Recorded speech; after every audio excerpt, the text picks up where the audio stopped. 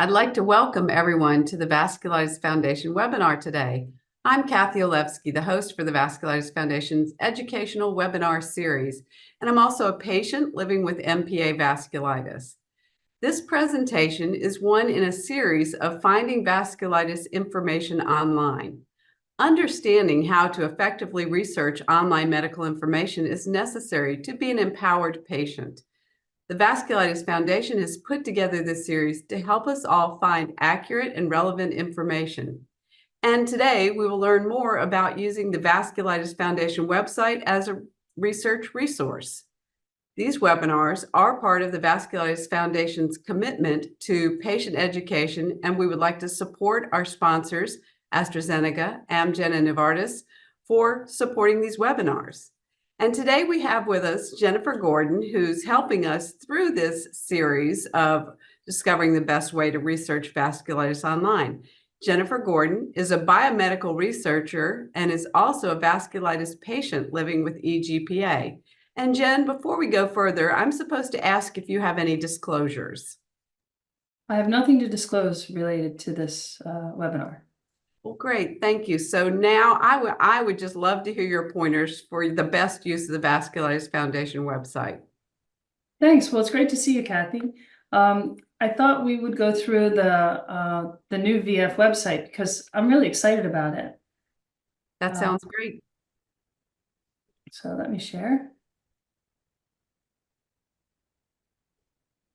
Can you see my screen? I can. Okay. So as you can imagine, the VF's been collecting information for many years, and they recently redid the website to make things a little bit easier for us. And I'm really happy about it. So the VF is one of the top ranked sites for information on vasculitis.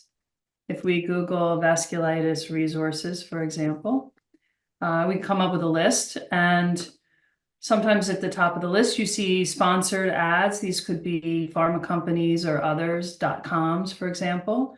But then as you scroll down in your hits, you will find some .orgs or .edu. These are usually universities, like here's Hopkins, or other nonprofits like the Vasculitis Foundation. So here's the Vasculitis Foundation.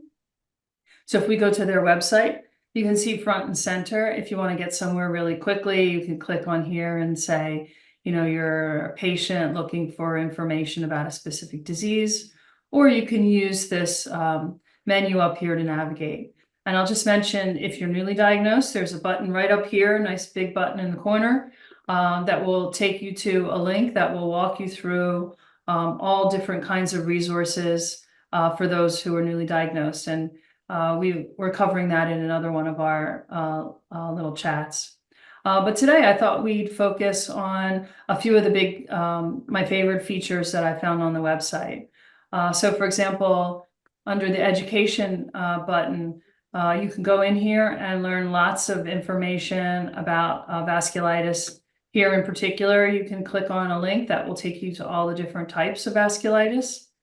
And then you can click on your specific type of vasculitis. And then actually here, Kathy, I see you. I think that was an image from the regional conference, yes, in Chapel Hill? Yes.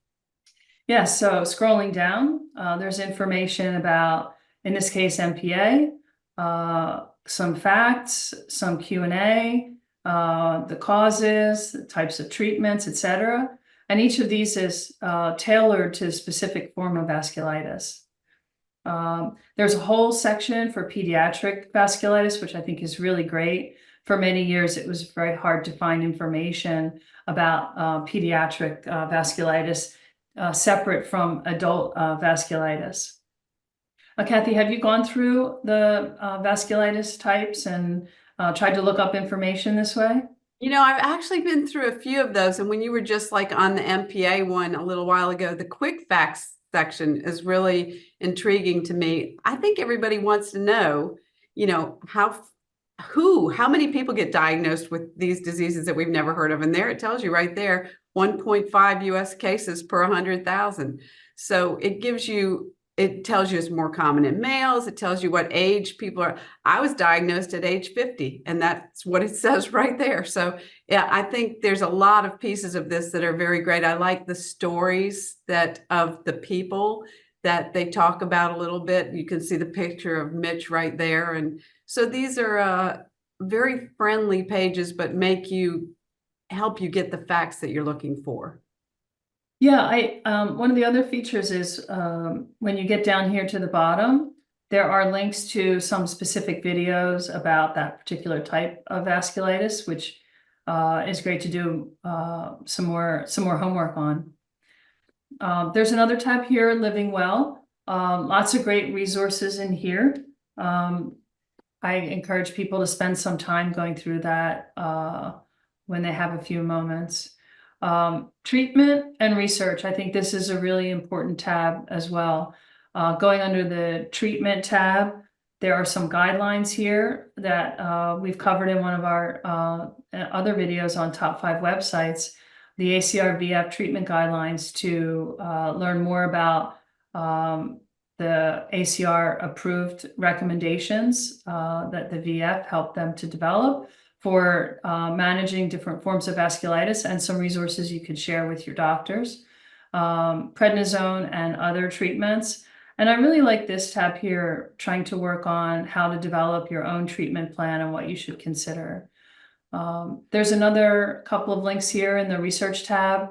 If you want to try to find clinical trials, for example, any clinical trials that are ongoing, you can find links to that come up on the website in a minute.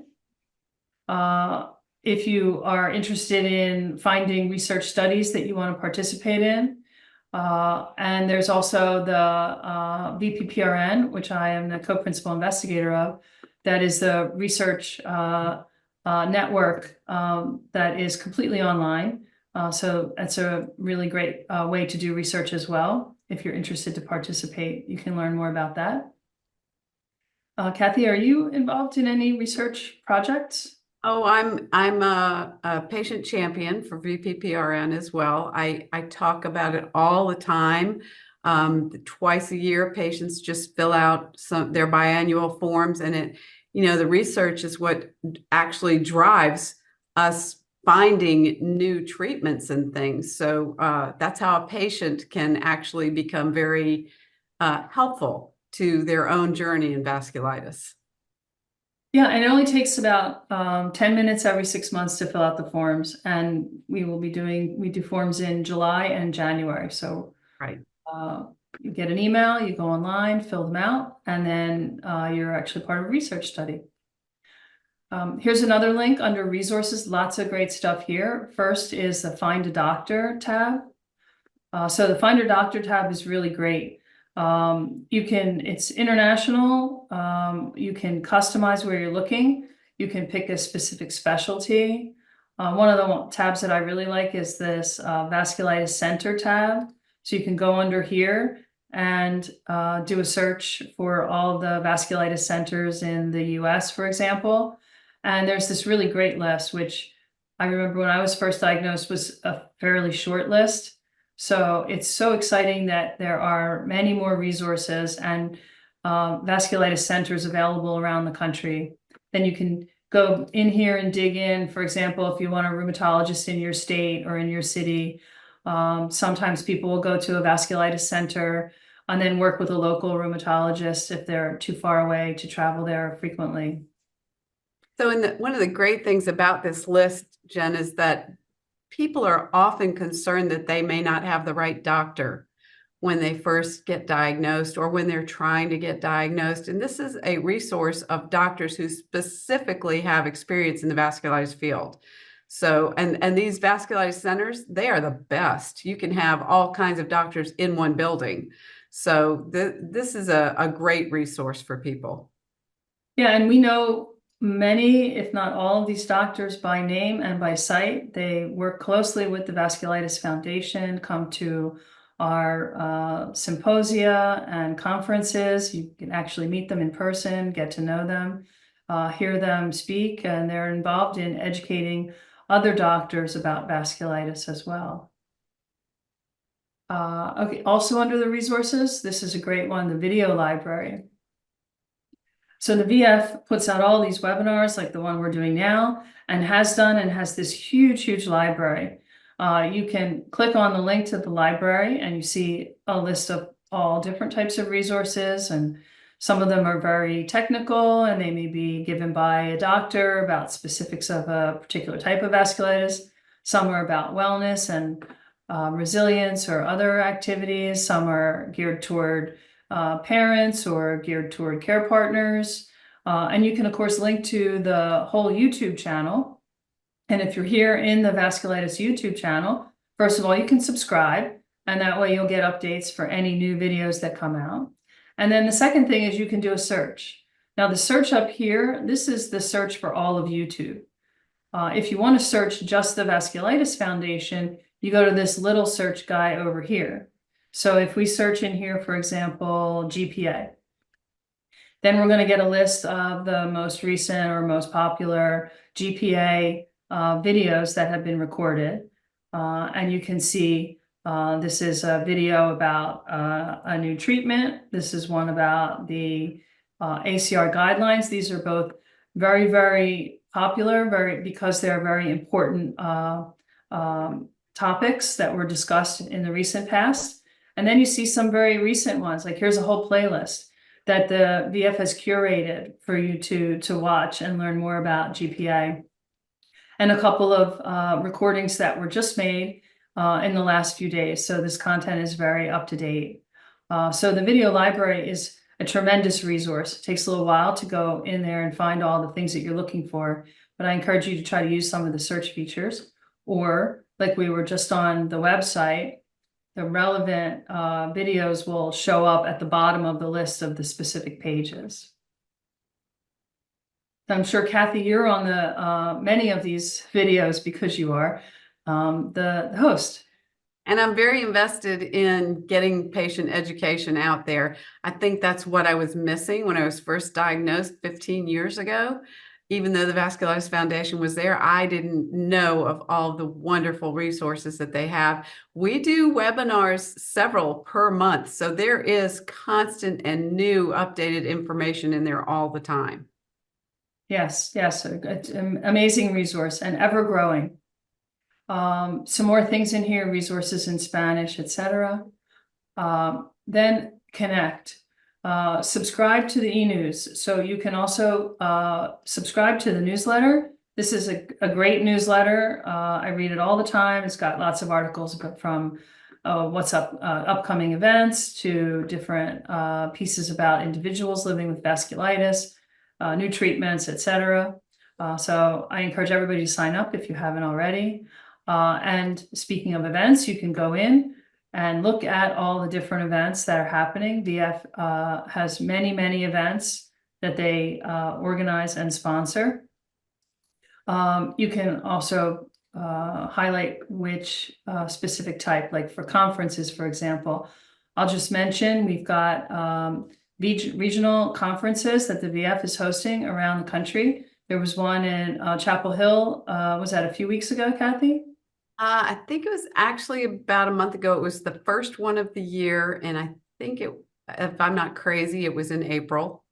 And it was a great conference. Nothing like all these wonderful doctors that make these videos for us in the video library, also seeing them in person and having plenty of opportunity to talk to them and learn from them. And then meeting all the other patients. There's just nothing that replaces talking to somebody else that has your disease when you're, 1 in 100,000 or something. Yeah, I remember the first VF symposium I went to. It was life-changing for me to meet other people with vasculitis, and I enjoy engaging with others all the time. I will be at most of these, so if you can come out and meet us in person, please do. I encourage everybody to attend. Okay, so then connect. We covered both of those. So I guess I want to mention also here under the About is the RSS newsfeed. So You can sign up to the newsfeed, or you can come to this link. And this is all different kinds of news articles that are coming from around the web. A really good source of information to just scroll through when you have time, of all kinds. Kathy, do you ever use the news link? Yeah, I think this is actually super important for people who want to stay up to date on things that are happening in the vasculitis world, because I don't know anywhere else that there would be a resource like this where all of the things that are happening are getting posted as soon as the news is out there. So this is, bookmark this page for sure. Yeah, I agree. I use it all the time. And then the last one that I'll mention is the Contact Us. So unlike many websites, there are people at the back of the Contact Us. You fill out the Contact Us, someone from the VF will get back to you. You can call them and someone will answer the phone. They are a resource for our community, especially if you're newly diagnosed, you're not sure who to connect with or how to find a doctor, or you're looking to connect with someone with the same type of vasculitis or that lives in your area. Please do fill out the information or give them a call, because they will get back to you.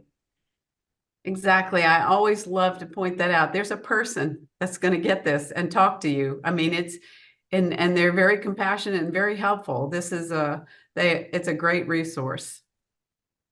Yeah, so I can't wait to see how the VF continues to build out the website, because I think it's much easier to use and there's just so much great information here.